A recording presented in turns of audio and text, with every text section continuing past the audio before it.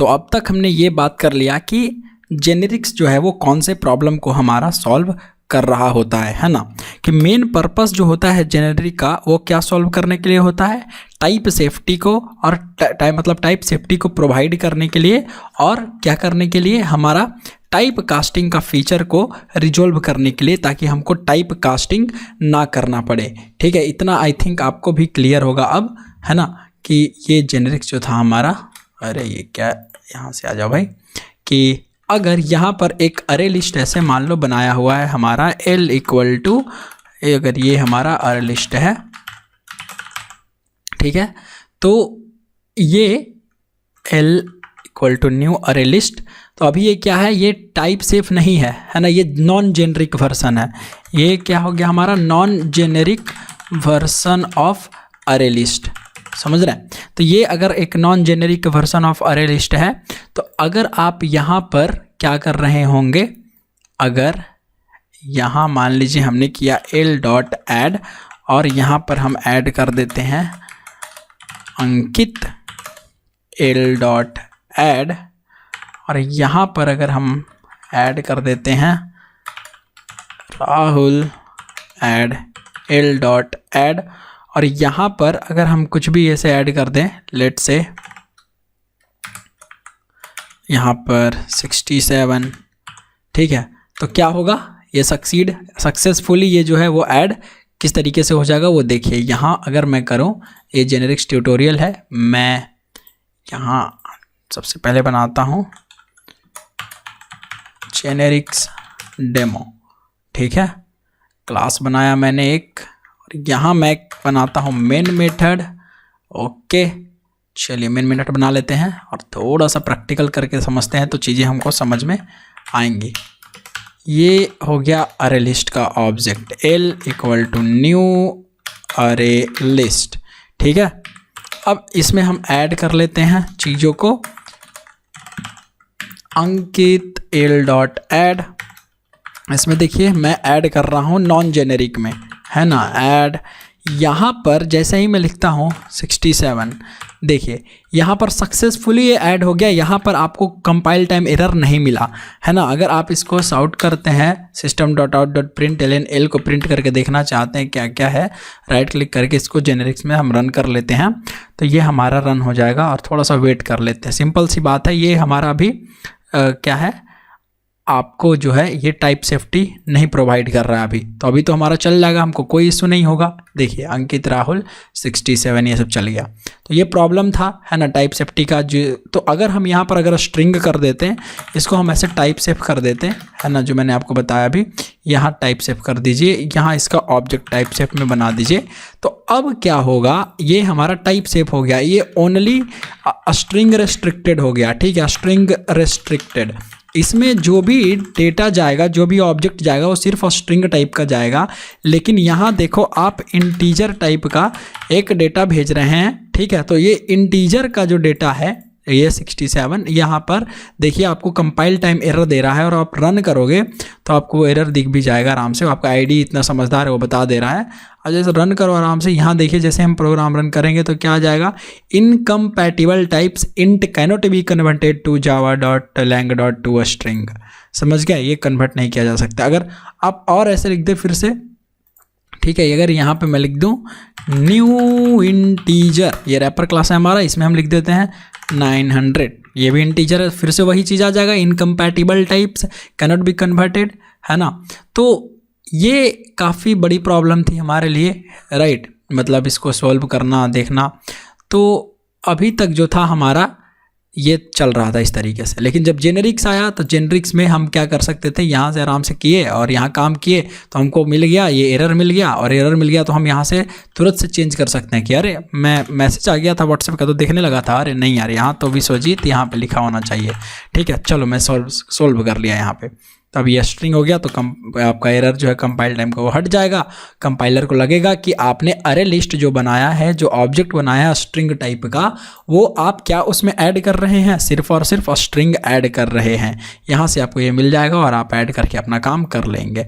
ये फ़ायदा हुआ हमारा, ठीक है, कंपाइल टाइम में ही जो एरर है आपका वो सोल्व हो गया। तो ये फ़ायदा है इसका, ठीक है, ताकि आपको रन टाइम में दिक्कत फिर से ना आ जाए।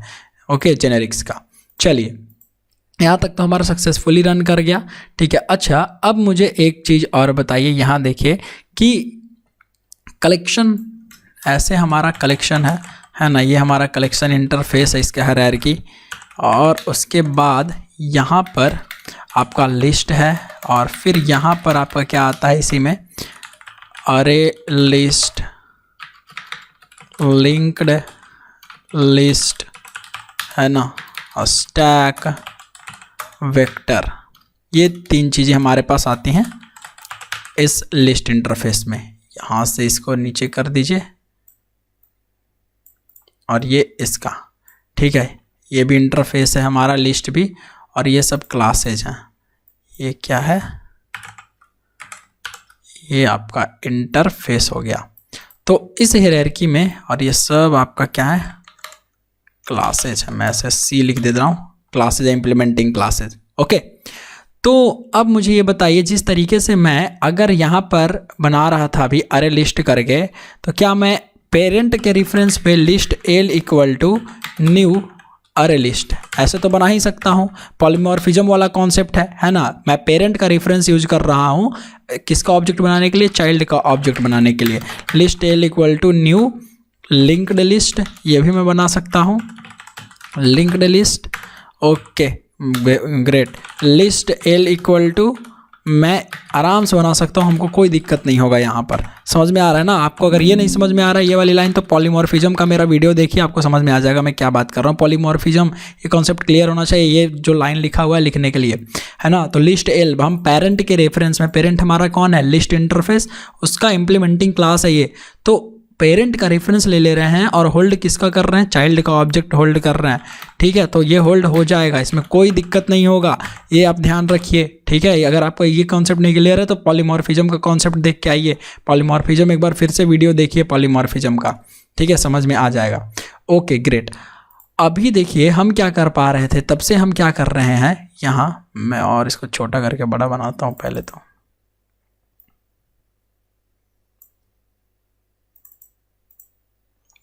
ये देखो भाई, ये जो हमारा है अरे लिस्ट एल, ठीक है, ये जो भी हम लिस्ट को लिस्ट पे जो हमारा पेरेंट रेफरेंस है उसको चाइल्ड में हम होल्ड तो कर ले रहे हैं, चाइल्ड क्लास का ऑब्जेक्ट को हम होल्ड कर रहे हैं, ठीक है। किसकी मदद से हो पा रहा है, ये पॉलीमॉर्फिज्म की मदद से हो पा रहा है, ऐसा कारण है, ठीक है। तो अब अरे लिस्ट जो है, यहाँ नीचे आइए थोड़ा सा, और यहाँ से हम बात करते हैं, अब एक और स्टेप आगे बढ़ते हैं इसी जेनेरिक्स में, ठीक है। यहाँ तक तो आपको समझ में आ रहा है ना, वो चाइल्ड रेफरेंस और पेरेंट रेफरेंस और चाइल्ड ऑब्जेक्ट वाला, वो समझ में आना चाहिए, तब जाके समझ में आ जाएगा, ठीक है। देखिए यहाँ पर एक जेनेरिक वर्जन अगर है अरे लिस्ट का, ठीक है, अरे लिस्ट यहाँ आपका है, मान लीजिए ये स्ट्रिंग का जो हमने ऑलरेडी बना रखा है, string L equals new array list.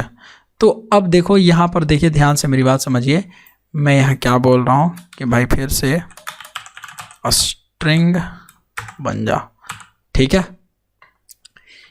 ये रेड कर देते हैं थोड़ा, ओके। तो ये अरे लिस्ट जो है ये क्या है, ये इसका जो पेरेंट टाइप है इसको हम क्या बोलेंगे, इसको यहाँ पर अभी नाम दे देते हैं बेस टाइप, ठीक है। इसका बेस टाइप है जो क्लास है, इसको हम क्या बोल रहे हैं, बेस टाइप टर्मिनोलॉजी से हम इसको कर देना है कि ये बेस टाइप है हमारा, ठीक है।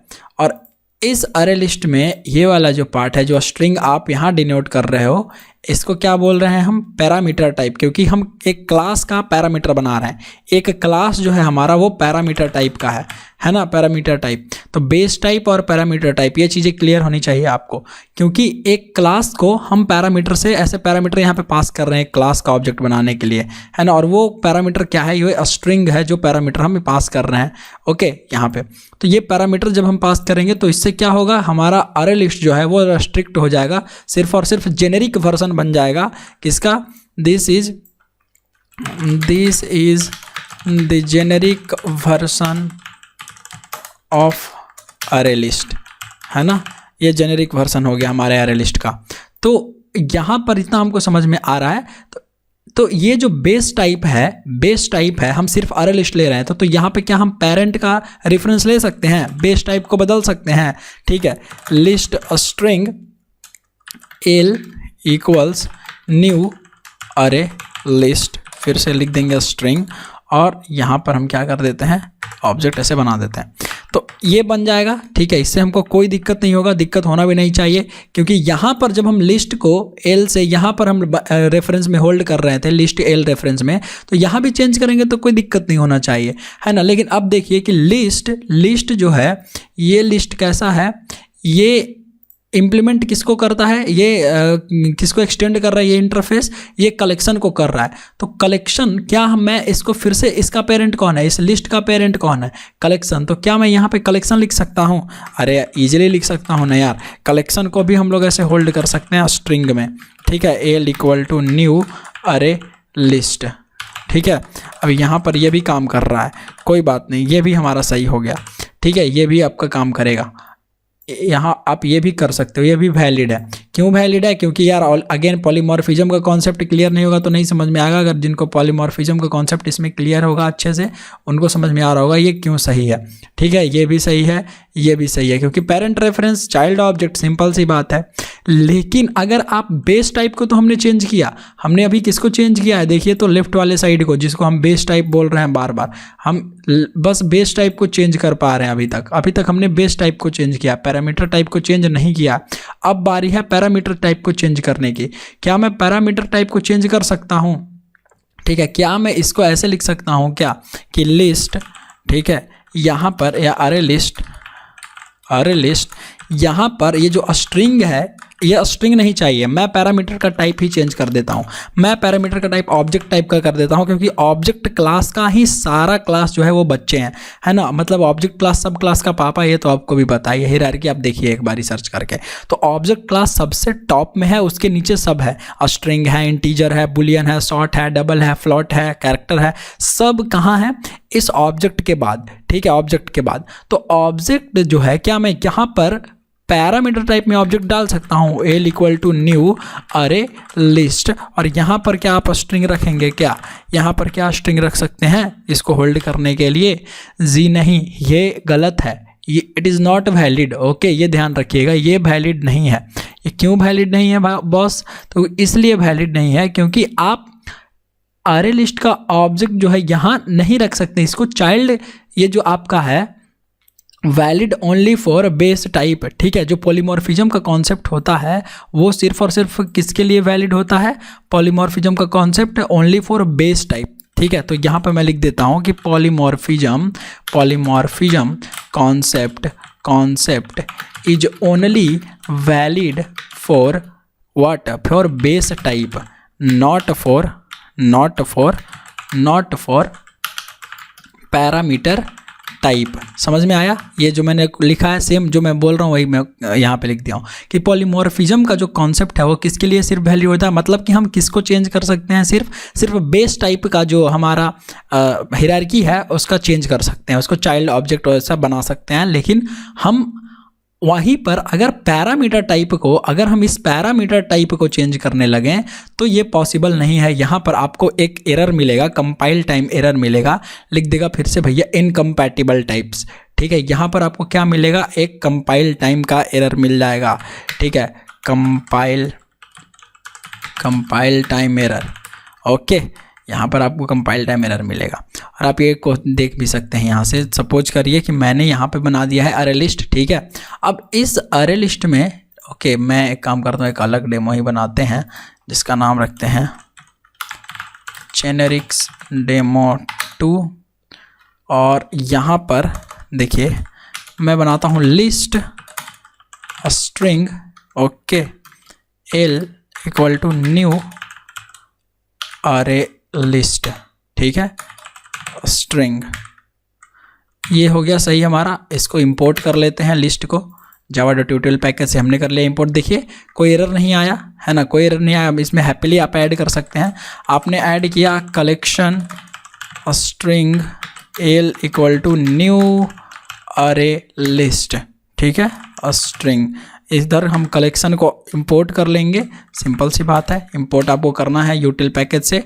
तो ये हमने कर लिया। यहाँ पर हम लिख देखते हैं L2, है ना, ताकि हमारा रेफरेंस में एरर ना आए। लीजिए कलेक्शन भी हो गया। लेकिन जैसे ही मैं किसको चेंज कर रहा हूँ, देखिए व्हेन वी चेंज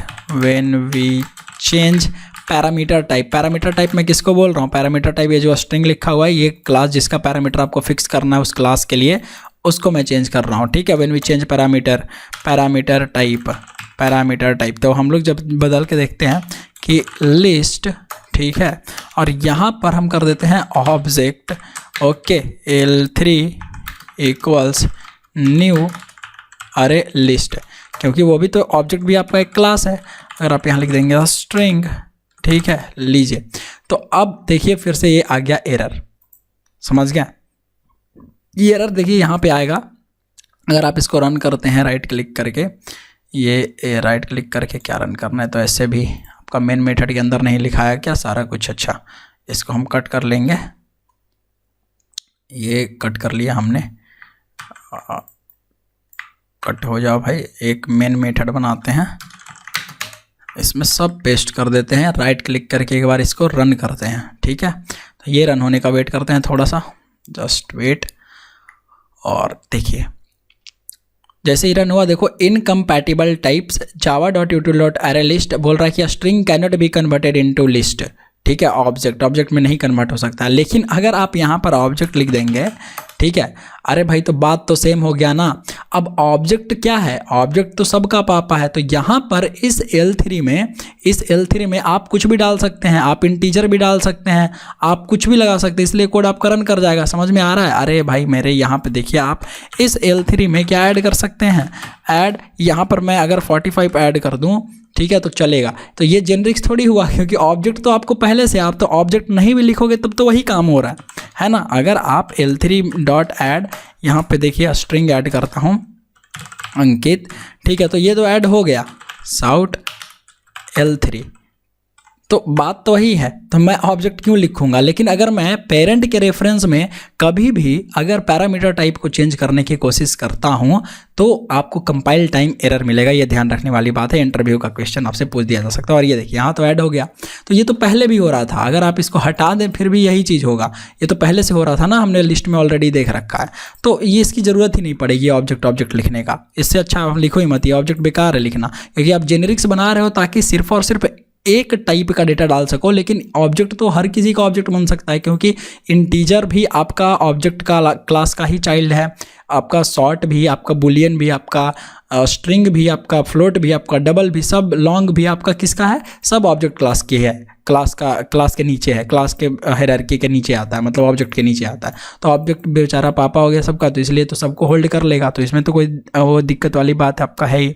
ठीक है, समझ रहे हैं मेरी बात, मैं क्या कहने की कोशिश कर रहा हूँ? तो इससे हमको यही पता चलता है कि पॉलीमॉर्फिज्म का जो कॉन्सेप्ट है किसके लिए वैलिड है? सिर्फ और सिर्फ बेस टाइप के लिए। पैरामीटर टाइप पे काम भैया यहाँ पे अगर करेंगे तो नहीं है, वहाँ पर आपको एरर मिलेगा। तो ये था हमारा कंक्लूजन 1 यहाँ से, ये वाला, ये जो मैंने आपको बताया। ठीक है, ये मैंने आपको एक चीज़ विजुअलाइज करवाया अभी। ठीक है, कंक्लूजन 1। अब एक और चीज़ देखते हैं, एक और चीज़ विजुअलाइज करते हैं थोड़ा। ठीक है, मान लीजिए कि यहाँ पर हम ऑब्जेक्ट टाइप का सब डेटा डाल दे रहे हैं, मतलब कि एक इंटीजर जो हम इंट डाल रहे हैं, ठीक है, ये इंटीजर रैपर क्लास का है ना। रैपर क्लास आप पता होगा आपको। तो इंटीजर क्या है? एक ऑब्जेक्ट आपका ले रहा है। ठीक है, अगर मैं यहाँ पर कुछ स्ट्रिंग डेटा डाल रहा हूँ, तो ये भी क्या है? कुछ ये भी क्या हो गया आपका? ये भी ऑब्जेक्ट है ना। मैं यहाँ से ऐसे बुलियन लिखता हूँ कुछ, ठीक है, तो ये भी आपका क्या हो जाता है? सब एक ऑब्जेक्ट है बुलियन क्लास का, ऑब्जेक्ट ऑफ बुलियन क्लास, है ना। इस तरीके से सॉर्ट आपका एक क्लास है, सेम तरीके से, उसी तरीके से लॉन्ग आपका एक क्लास है। ठीक है, एटसेट्रा।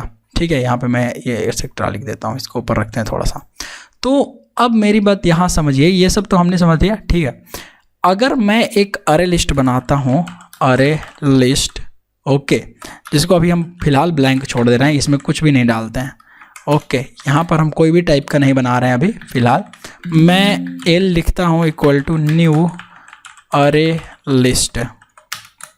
ठीक है, यहाँ पर ब्लैंक छोड़ देते हैं। अभी मुझे आप बताइए, यहाँ पर हम कौन से टाइप का डाल सकते हैं? क्या सिर्फ यही डाला जा सकता है?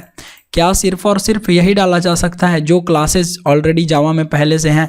क्या उन्हीं का ऑब्जेक्ट यहाँ मतलब उन्हीं टाइप वही क्लासेस का पास होगा? मतलब यहाँ पे ऑब्जेक्ट टाइप का ही जो ऑलरेडी हमारे पास है वही पास होगा? या हम अपना क्लास भी यूजर डिफाइंड क्लास भी डाल सकते हैं उसके टाइप में?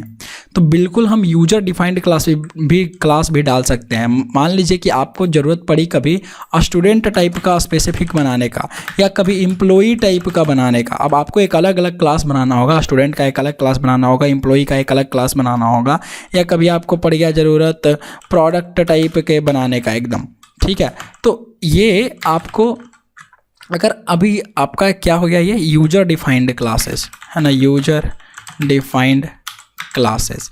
तो यूजर डिफाइंड क्लासेस भी यहाँ डाल सकते हैं, मतलब यहाँ पर आप स्टूडेंट भी डाल सकते हैं। ये भी आपका ट्रू है, यहाँ पर सिचुएशन जो है सही है, ऐसा कुछ दिक्कत नहीं है।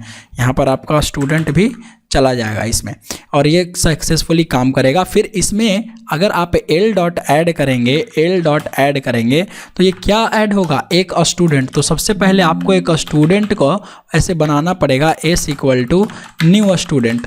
एक स्टूडेंट बनाना पड़ेगा, जो भी प्रॉपर्टीज है उसको डालिए, ठीक है। कंस्ट्रक्टर के थ्रू अगर आप बना रहे हैं तो ठीक है, आपका जो भी प्रॉपर्टी है स्टूडेंट का उसमें डालिए S dot set name, set ID, set password जो भी है, ओके।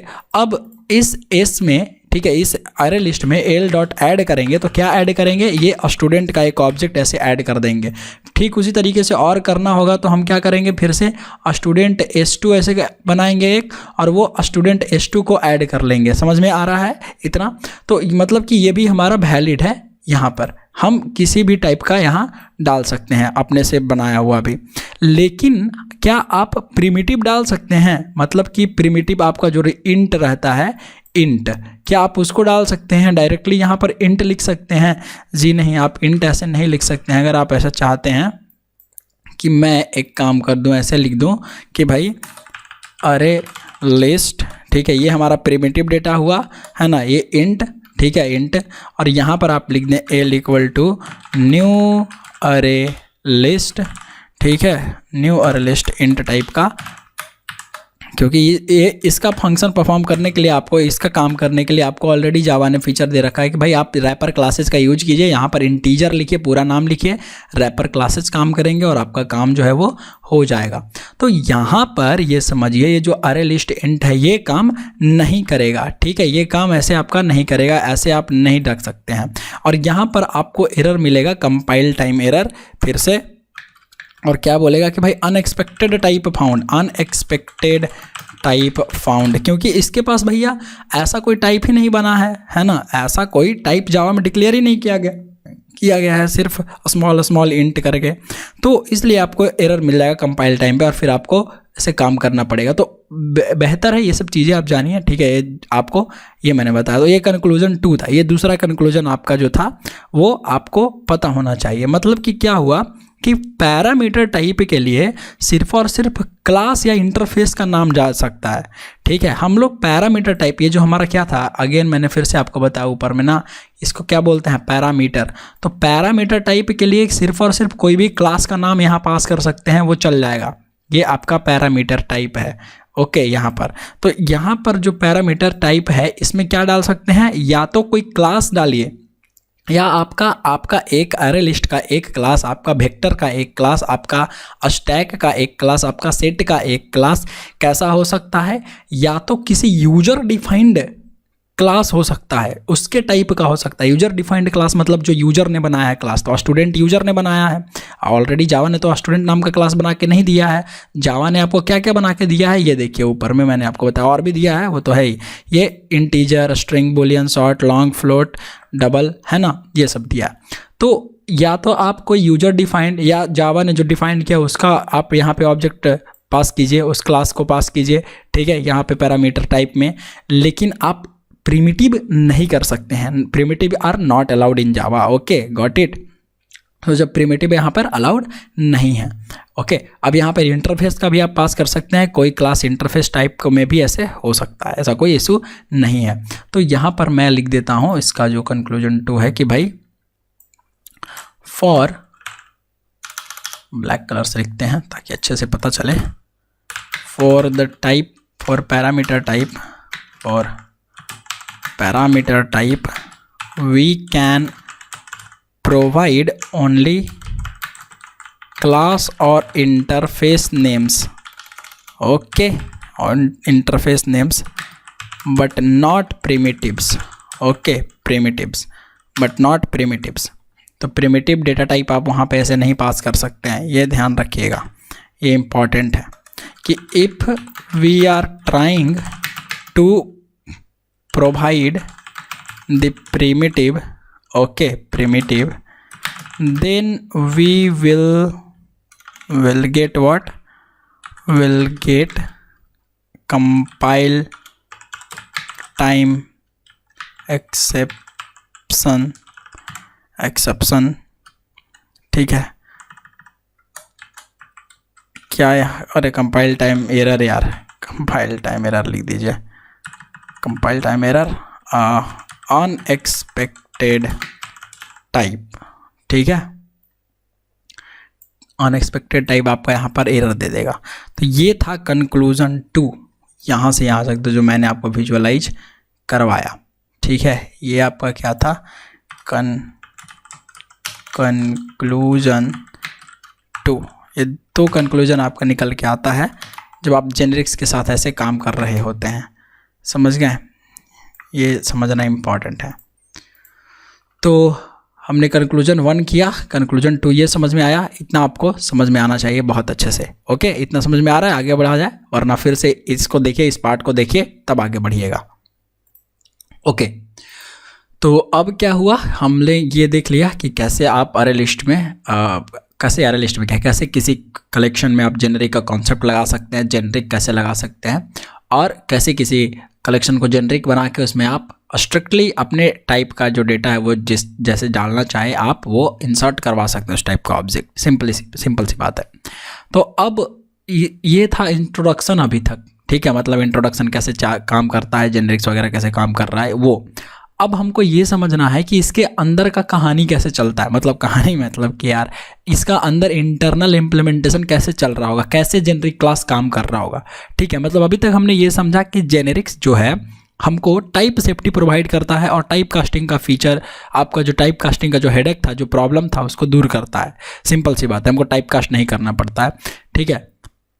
अब ये बात है कि आखिर ये जानना थोड़ा सा इसलिए ज़रूरी है क्योंकि आपको ये क्लैरिटी आएगी और आप इंटरव्यू में और अच्छे से आंसर दे सकेंगे अगर कोई पूछेगा कुछ क्वेश्चन तो इंटरनली ये कैसे काम कर रहा होता है जेनेरिक क्लास। देखिए 1.4 वर्जन से पहले, ठीक है, अभी तक कितना था, इंट्रोडक्शन 1 पार्ट, एक पार्ट हमारा जैसे समझिए कि ओवर हो गया है जेनेरिक्स में, अब यहाँ से दूसरा पार्ट स्टार्ट होता है।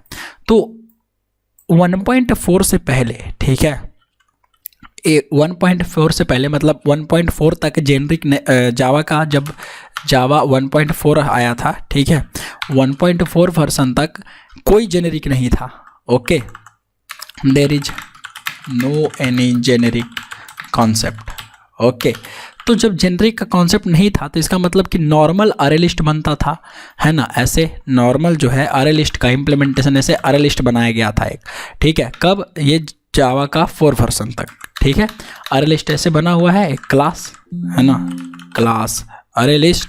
अब इस क्लास में क्या है कि ऐड मेथड है ना, जैसे हम ऐड करते थे तो ऐड मेथड यहाँ था और यहाँ पे क्या डाल दिया गया था, सिंपल सा ऑब्जेक्ट ओ। तो ये ऑब्जेक्ट ओ आपका जो भी आपका ऑब्जेक्ट है उसको ऐड कर लेता था। मतलब ऑब्जेक्ट अब कोई भी ऑब्जेक्ट हो सकता है ना, इंटीजर एक ऑब्जेक्ट हो गया आपका, स्ट्रिंग ऑब्जेक्ट हो गया, शॉर्ट, बूलियन, डबल, कुछ भी एक क्या हो गया, ऑब्जेक्ट हो गया। तो ऐड मेथड में जो एक्सेप्ट करता था ये पैरामीटर वो ऑब्जेक्ट था, ऐसे ये हमको इतना पता है, ठीक है, अभी इतना मैंने आपको बताया।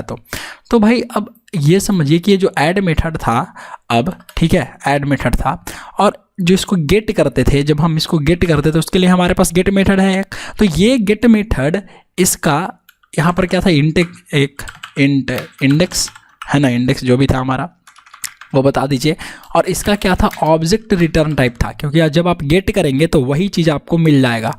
तो यहाँ पर इसका ऑब्जेक्ट अगर रिटर्न टाइप था, ठीक है, अगर इसका ऑब्जेक्ट आपका रिटर्न टाइप था तो आपको यहाँ पर क्या चाहिए था, इस ऑब्जेक्ट का, अगर इसको भी रेड कर देता हूँ एक्चुअली, ये अगर ऑब्जेक्ट आपका रिटर्न टाइप था तो यहाँ पर क्या करना पड़ता आपको, इस ऑब्जेक्ट पर, इस अगर ऑब्जेक्ट आपका रिटर्न टाइप था तो इसको जब आपको गेट करते हैं तो आपको इसको टाइप कास्ट करना पड़ता है ना। यहाँ पर आपको जो भी यहाँ से गेट होता आपका ऑब्जेक्ट, उसको टाइप कास्ट करना पड़ता उस डेटा टाइप में जिस डेटा टाइप में आप चाहते हैं, ठीक है। मतलब जो डेटा टाइप आपने वहाँ पे इंसर्ट करवाया था वही तो गेट करेंगे। तो इंट अगर आपने गेट करवाया तो इंट में आप वो कर दीजिए, क्योंकि यहाँ पर ऑब्जेक्ट टाइप ये रिटर्न करेगा।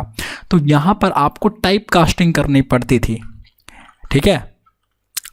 Eight the time of retrieval, जब आप रिट्राइव करते थे, retrieval, we need to type cast the object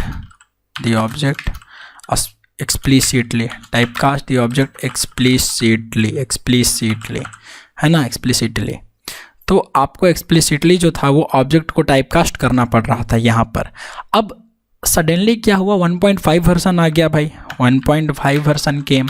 तो जब 1.5 वर्जन आया तब क्या हो गया, तब यहीं पे जोड़ का झटका धीरे से लगा आपको। किसको? अरे किसको, किसी को नहीं यार, इस ऑब्जेक्ट वाले को। अब बोला गया कि भाई एक काम करो, तुम ये सब प्रॉब्लम्स हम संभालेंगे, अब ये आपको टाइपकास्ट नहीं करना पड़ेगा। और यहीं पर क्या आया, 1.5 वर्जन में जेनेरिक्स आया, ठीक है, जेनेरिक्स केम। अब जेनेरिक्स यहाँ पे आ गया, ठीक है, 1.5 वर्जन में। तो जब जेनेरिक्स आया आराम से, तो ये सब प्रॉब्लम जो था टाइपकास्टिंग का वो चला गया। अब वो कैसे चला गया, वही इंटरनली मैं अभी आपको बताता हूँ कि अब कैसे चला गया यहाँ पे इंटरनली। तो अब क्या हो गया यहाँ से कि 1.5 वर्जन से सिंपल सी बात है। अच्छा, सबसे पहले एक काम करते हैं, इसको थोड़ा सा लिख देते हैं इसके बारे में कुछ, है ना। अगर मैं यहाँ इसको नीचे कर देता हूँ, ये ऊपर वाला जो है हमने ऊपर डिक्लेयर जो किया है अरे लिस्ट, है ना, ये जो अरे लिस्ट हमने बनाया है इसके बारे में यहाँ लिखते हैं, ठीक है। एक लाइन पार देते हैं, ऐसे लाइन बना के, चलिए यहाँ लिख देते हैं इसके बारे में कुछ, और कि until 1.4 वर्जन क्या हुआ था, a non generic version of array list is declared as follow, ठीक है। वो हमने देख लिया है ना लेफ्ट साइड में कि कैसे, तो जहाँ वो हमारा डिक्लेयर किया हुआ है, ठीक है। The argument to add method, या क्या था कि जो आर्गूमेंट था हमारा टू ऐड मेथड, ऐड को ऐसे कर दीजिए, ऐड मेथड इज ऑब्जेक्ट, जो हमारा यहाँ पे ऑब्जेक्ट ले रहा था आर्गूमेंट ऐड मेथड, है ना, ऑब्जेक्ट एंड हेंस। और हमको क्या करना पड़ रहा था, वी कैन ऐड, हम यहाँ पे क्या कर ले रहे थे, add any type of object to the array list, ठीक है। अब यहाँ पे क्या हुआ, हम लोग को यहाँ पर due to this we are missing type safety. यहाँ हमारे पास टाइप सेफ्टी नहीं था, हम कुछ भी ऐड कर ले रहे थे, ठीक है। तो इसलिए जो था ओल्ड अरे स्क्रिप्ट, अरे क्या मैं बोल रहा हूँ, अरे लिस्ट जो है वो आपका टाइप सेफ नहीं था, है ना। और रिटर्न टाइप जो था, and return type of the get method is also an object, so we need to type cast explicitly, right? Here type casting is another headache for programmers, right? Type casting एक another headache था हमारे programmers के लिए। तो ये problem हुई 1.4 तक, लेकिन अब 1.5 आ गया, है ना। यहाँ पर जावा का आया 1.5 तुरंत से नहीं, मतलब जब भी आया, तो जब जावा का 1.5 आया तब अरे का क्लास कैसे डिक्लेयर कर दिया गया, जेनेरिक टाइप का, है ना, जेनेरिक अरे लिस्ट डिक्लेरेशन। अब देखिए ये कैसे डिक्लेयर किया गया, तो यहाँ पर ये क्लास जो बनाया गया अरे लिस्ट का, यहाँ पर आप टी देखेंगे लिखा हुआ, ठीक है। ये टी मिल गया आपका जेनेरिक टाइप का, ठीक है। अब इस टी में क्या हुआ, टी का मतलब क्या, एनी टाइप, दिस टी मतलब क्या, एनी टाइप, ठीक है, कोई भी टाइप का। तो ये टी मिल गया। अब इसमें क्या था, हमारा जो ऐड मेथड था, ठीक है, इस ऐड मेथड का जो आपका हो रहा था यहाँ पर ऐड मेथड का क्या था, आर्गुमेंट जो था ये टी टाइप का था, ठीक है, टी टाइप का। तो ये टी टाइप था एनी टाइप जो भी हम प्रोवाइड कर रहे हैं based on our requirement, any type that we provide. ऐसे ही मैं लिख देता हूँ यहाँ पे कि T means what, any type that we are providing based on our requirement. Okay, कि हम लोग जो भी टाइप प्रोवाइड कर रहे थे अपने रिक्वायरमेंट के हिसाब से वो कहाँ पे आ रहा था, इस टी में। तो ये टी पर अगर आप स्ट्रिंग डालते हैं तो स्ट्रिंग रिप्लेस हो जाता हर जगह टी पर, ठीक है। तो जब ऐड मेथड जो था हमारा वो टी ले रहा था। अब इस गेट मेथड का जब हम गेट करते हैं कोई ऑब्जेक्ट तो इसका ऑब्जेक्ट ना हो करके जो हमारा पीछे ऑब्जेक्ट था तो यहाँ पर टी हो जा रहा था। तो यहाँ पर टी भी अब रिटर्न टाइप भी गेट मेथड का क्या हो गया, टी हो गया। तो जब गेट मेथड का रिटर्न टाइप भी टी हो गया तो ये भी क्या रिटर्न करेगा, टी, है ना। अगर ये क्या रिटर्न कर रहा होगा, T, it will return T now, right, it will return the object as T type. Okay, ये भी क्या रिटर्न करता, टी टाइप का ऑब्जेक्ट आपको रिटर्न करता। And this T will be replaced, और ये टी जो था रिप्लेस हो जाता है। अगर आप कोई भी स्ट्रिंग डालते हैं तो ये टी, यही टी जो है वो रिप्लेस हो जाता है। आप स्ट्रिंग डालेंगे तो यहाँ पर स्ट्रिंग स्ट्रिंग स्ट्रिंग ऐसे बन जाएगा, सिंपल सी बात है। तो ये कब हुआ, जब 1.5% आया।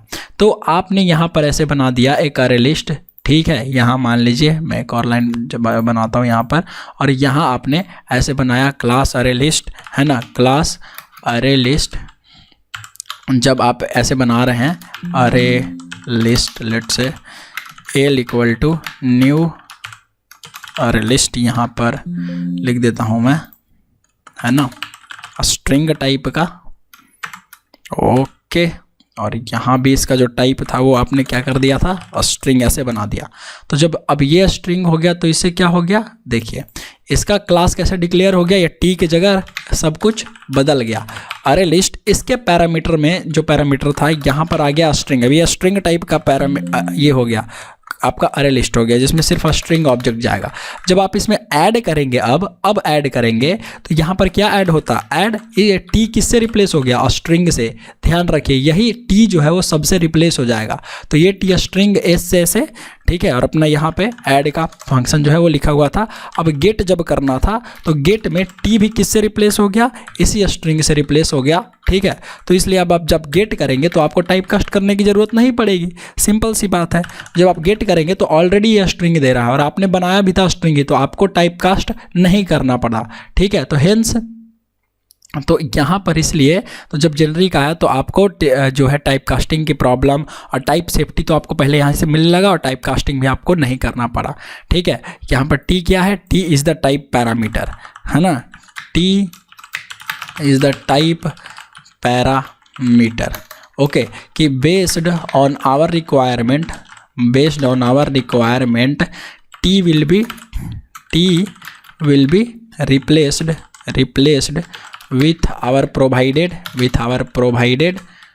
type। जो भी हम टाइप प्रोवाइड करेंगे उससे ये जो टी जो है वो रिप्लेस हो जाएगा। आप इसको देख सकते हैं कि भाई अरे लिस्ट जेनेरिक्स, है ना। मैं ऐसे अगर लिखता हूँ अरे लिस्ट जेनेरिक्स और इसका जावा डॉक्स खोलते हैं, जावा डॉक्स, तो अच्छा अरे लिस्ट आया, देखिए इसमें आता है अरे लिस्ट। ये देखिए यहाँ पर ई है वैसे तो, ठीक है। तो टी ई जो भी होगा आपका वो देख लीजिए, है ना, ऐसा कुछ है। तो देखो लिस्ट टी क्लास है। अरे ये कहाँ चला गया, दूसरा है जेनेरिक का सिस्टम डॉट कलेक्शन, माइक्रोसॉफ्ट का डॉक्यूमेंटेशन है वो, बट कोई बात नहीं। यहाँ मैंने आपको बताया इस तरीके से आप जो है काम कर सकते हैं, और इस तरीके से वहाँ पर रिप्लेस हो जा रहा होगा सब, है ना, आप देख लीजिएगा खोल के।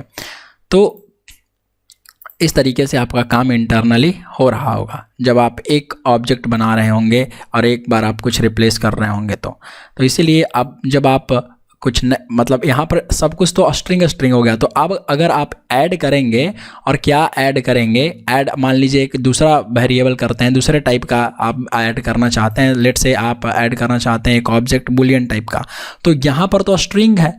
इस ऐड मेथड में किसका डेफिनेशन दिया हुआ है कि भाई स्ट्रिंग टाइप का ऐड करना है, स्ट्रिंग टाइप का पैरामीटर लेना है, और आप डाल रहे हैं क्या, बुलियन। तो जब बुलियन डालिएगा तो आएगा ना कन्वर्ट वो वाला आपका कंपाइल टाइम एरर, ठीक है। तो आपका तो कंपाइल टाइम एरर यहाँ से मिलेगा ही। तो यहाँ पर जैसे ही आपने ये स्ट्रिंग डाल दिया ना, तो अब क्या हो जाएगा, यहाँ पर स्ट्रिंग डाला आपने ऐसे, तो इसका मतलब ये हो गया भाई कि इसके लिए आपका कंपाइलर क्या करेगा, compiler will consider what here, ये कंपाइलर क्या कंसीडर करेगा कि आपका स्ट्रिंग अरे लिस्ट जो है, ठीक है, कंपाइलर विल कंसीडर योर अरे list of a string type.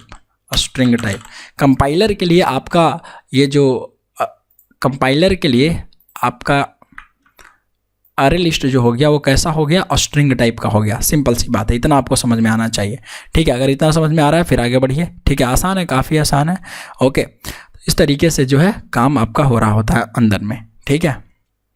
तो अच्छा, अब इसको अब ये जो पैरामीटर है, जो आप कोई भी क्लासेज इस टी के जगह डाल सकते हैं, तो आप कुछ भी डाल सकते हैं, है ना। तो इसी टी को, ये जो टी के जगह आप डाल रहे हैं, जो पैरामीटराइज क्लास डाल रहे हैं, सच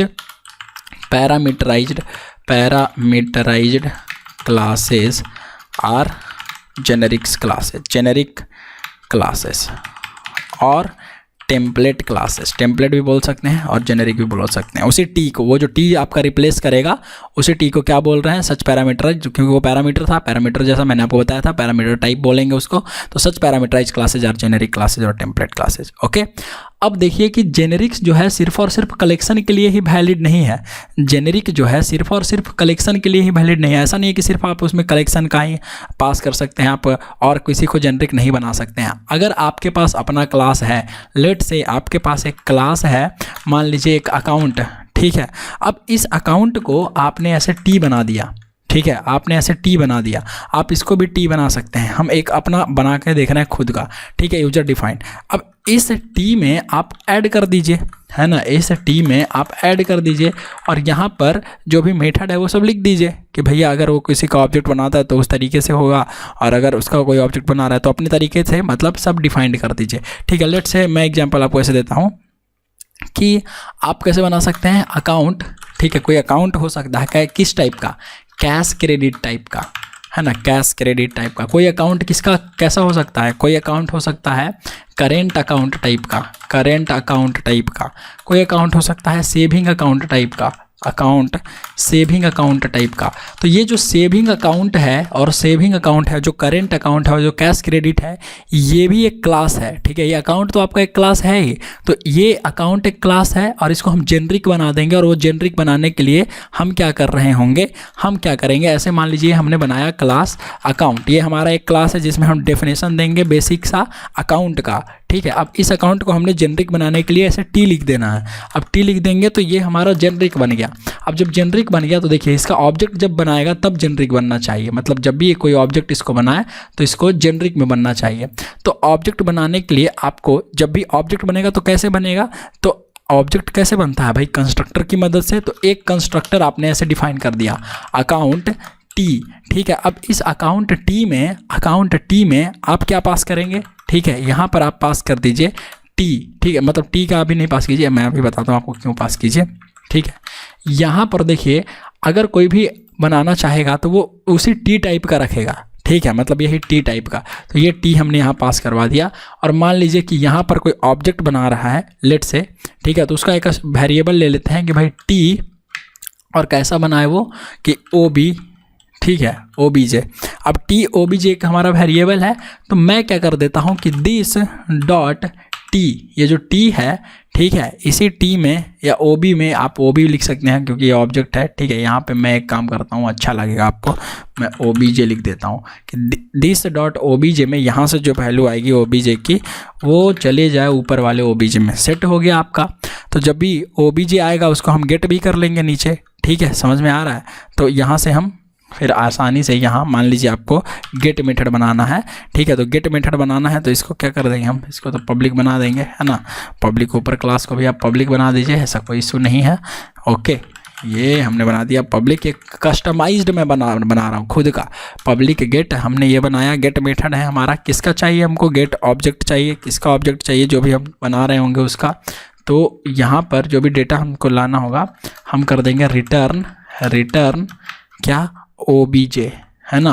तो OBJ कौन सा रिटर्न करेगा, ये OBJ ऊपर वाला OBJ रिटर्न करेगा जो है T टाइप का। अब ये T रिप्लेस हो जाएगा जब भी आप अकाउंट बनाएंगे कि एक बार कैश क्रेडिट का, तो कैश क्रेडिट का सारा डेटा यहाँ सेट हो जाएगा इस OBJ में।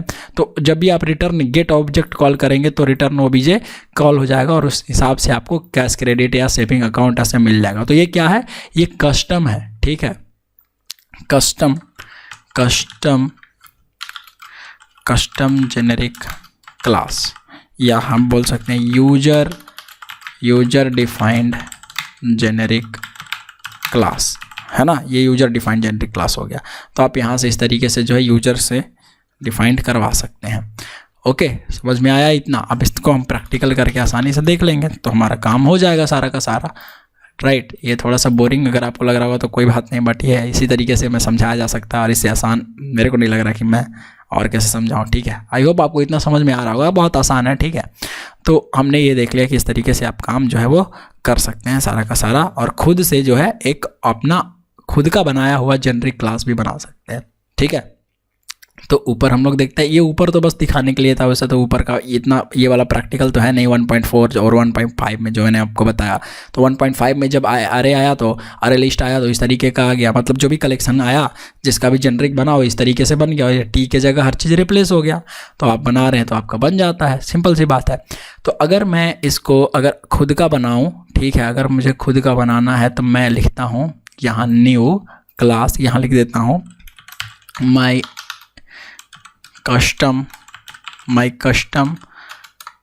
जेनेरिक, ठीक है, माई कस्टम जेनेरिक क्लास, या उतना लंबा नहीं लिखते हैं, सीधा सीधा अकाउंट जेनेरिक, ठीक है, अकाउंट जेनेरिक लिख देते हैं।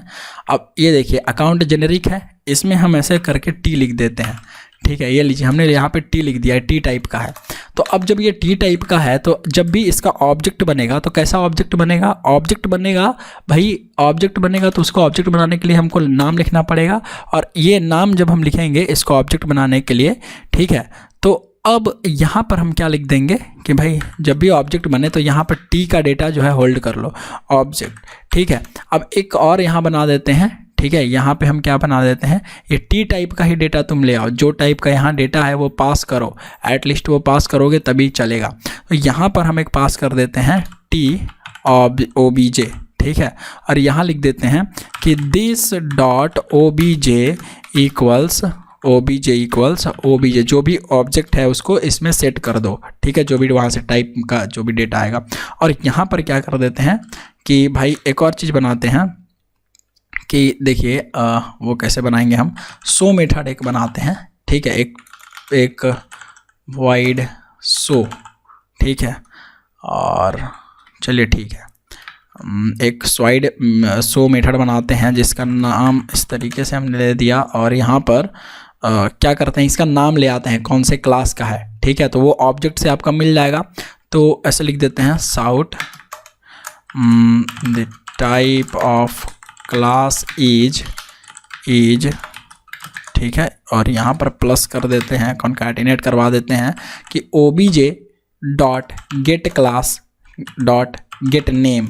ये मेथड क्या रिटर्न करेगा, get class dot get name, उस क्लास का नाम रिटर्न कर देगा जो इस टी के जगह पर आएगा, ठीक है, सिंपल सी बात है। इसको हमने इतना कर दिया। एक और गेट बना देते हैं कि ऑब्जेक्ट गेट पब्लिक, अरे गेट OBJ, है ना, ये लीजिए रिटर्न हमने OBJ को रिटर्न करवा दिया, ठीक है। अब यहाँ से राइट क्लिक करते हैं, कोटलिन ऐसे बनाते हैं और बना देते हैं क्या, हम यहाँ पर हम एक test generic class, test generic, ठीक है, ये क्लास हमने बनाया, इसमें मेन मेथड बनाते हैं। ओके, ये बना दिया हमने मेन मेथड, और यहाँ पर अगर हम मेन मेथड बनाते हैं और बनाते हैं देखिए अकाउंट टी टाइप का, ठीक है। अब ये तो जेनरिक क्लास है तो यहाँ पे आप लिख दीजिए स्ट्रिंग, ठीक है। अब ये स्ट्रिंग बन गया हमारा, अकाउंट जेनरिक स्ट्रिंग टाइप का है, account generic equal to new account generic, ठीक है, ये भी हमारा क्या बन गया, स्ट्रिंग टाइप का। अब यहाँ पर आपको कोई स्ट्रिंग पास करना पड़ेगा क्योंकि आपने इसके कंस्ट्रक्टर में ऑलरेडी एक पैरामीटर दे रखा है ना, ये कंस्ट्रक्टर में कि टी टाइप का पास होना चाहिए। तो टी के जगह पे क्या है, स्ट्रिंग है, तो इसलिए यहाँ पर आपको कुछ स्ट्रिंग डालना होगा। लेट्स से अंकित, हमने एक स्ट्रिंग डाल दिया, तो अब एक ऑब्जेक्ट जो है हमारा बन गया। अब हम क्या कर सकते हैं, account dot generic dot show method चलाते हैं जो नाम प्रिंट करके देगा। Account dot generic dot OBJ get OBJ method चलाते हैं जो हमको ऑब्जेक्ट प्रिंट करके देगा।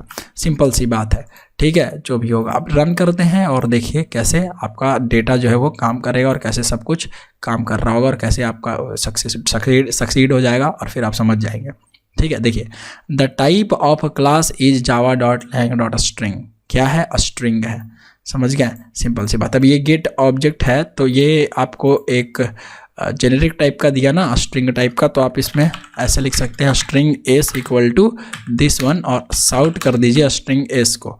एस को साउट करेंगे, हमको टाइप कास्ट करने की जरूरत नहीं पड़ी क्योंकि ऑलरेडी वो टी जो है टाइप कास्टेड है, मैंने आपको यहाँ पे करके दिखा दिया है ना।